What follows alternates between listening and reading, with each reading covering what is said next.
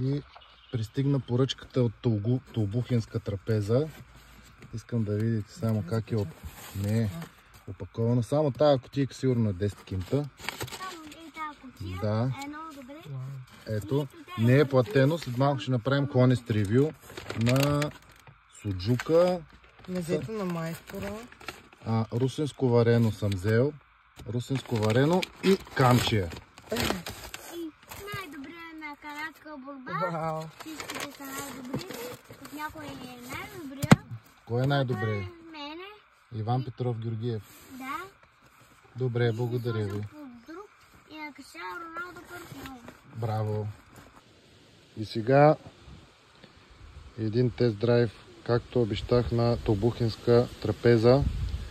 Много грозни коментари във Фейсбука. Как ги им сипвате на тия хора, изглеждат супер читави.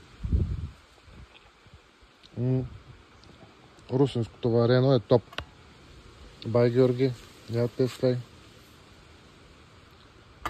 Русинското варено е върха. Това е мезето на майстора.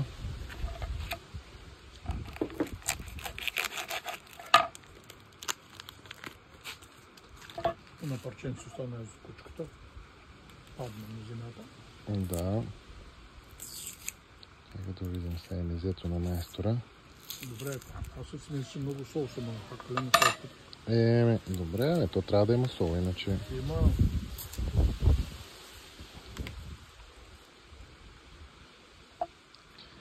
Така.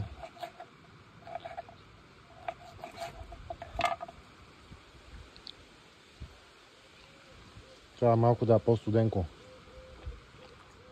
Стоя цял ден в колата. Тук в си ядем суджуци, но е хубаво. Сега да видим камчийката.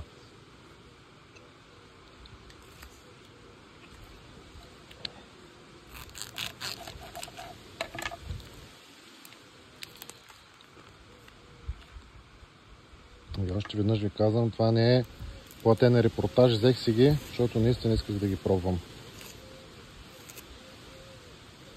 Камчийката и тя изглежда доста добре. Баща ми. Това трябва малко обаче в хладилника да посиди преди това.